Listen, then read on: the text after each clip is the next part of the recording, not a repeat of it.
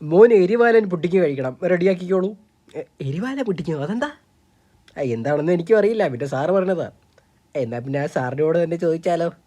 അത് വേണ്ട, പഠിപ്പിക്കുന്ന സാറുമാരെ ഇത്തരം കാര്യങ്ങളിൽ വലിച്ചിഴക്കരുത്. ഓ, വലിച്ചിഴിച്ച് കൊണ്ടുവരണ്ട, സാറിന് നമുക്ക് നടത്തിക്കൊണ്ടുവരാം ചേട്ടാ. നിങ്ങൾ വേഗം എരിവാലൻ പുട്ടിക്കുണ്ടാക്ക്, സമയമില്ല. എൻ്റെ ഒരു അമ്മാവൻ പാചകക്കാരനെ സൂത്ര. വെരി ഗുഡ്, എന്താ പിടിത്താൻ അമ്മാവനോട് ചോദിക്കും. അതുവരെ ഞാൻ റെസ്റ്റ് എടുക്കട്ടെ. അമ്മാവനെ വലിച്ചിഴിച്ചുകൊണ്ട് പറഞ്ഞോ സൂത്ര. ഓ, എരിവാലൻ പുഡിംഗ് ഉണ്ടാക്കാൻ 6-7 തരം സാധനങ്ങൾ വേണം, എഴുതിയെടുത്തോളൂ. കാക്കമുട്ട 2, നെല്ലിക്ക 6, മഞ്ഞപ്പഴം 7. കാക്കമുട്ട, നെല്ലിക്ക, മഞ്ഞപ്പഴം. പ്ലാവില 3, വെള്ളം 1 ചിരട്ട, മാമ്പഴച്ചാറ് 2 ചിരട്ട. പിന്നെ മുളക് പാകത്തിന്. പാകമായ മുളകോ?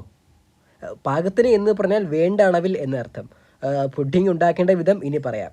കാക്കമുട്ട പ്ലാവിലയിൽ വെച്ച് ചതച്ച് നെല്ലിക്കയും മഞ്ഞപ്പഴവും ചേർത്ത് അരച്ചതുമായി മിക്സ് ചെയ്യുക. അതിലേക്ക് വെള്ളവും മാമ്പഴച്ചാറും ചേർത്തിളക്കി മുളക് അരച്ച് ചേർത്താൽ എരിവാലൻ പുഡിംഗ് റെഡി.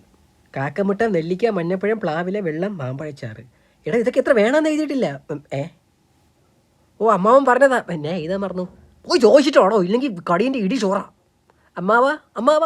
ഓ, അമ്മാവൻ പുറത്ത് പോയി. പാകത്തിന് എന്ന് പറഞ്ഞാൽ വേണ്ട അളവിൽ എന്നർത്ഥം. ഓ, സുത്ര, എല്ലാം റെഡി. ഓ, എങ്കിൽ വേഗം വാ, കടയും വെയിറ്റ് ചെയ്യുക. ചേട്ടാ ശരി വായിക്കും. കാക്കമുട്ട പാകത്തിന്, നെല്ലിക്ക പാകത്തിന്, മഞ്ഞപ്പഴം പാകത്തിന്, പ്ലാവില പാകത്തിന്, മാമ്പഴച്ചാർ അതും പാകത്തിനായിരിക്കും. വേണമെങ്കിൽ പാകത്തിന് മുളക് കൂടി ഇട്ടോളൂ.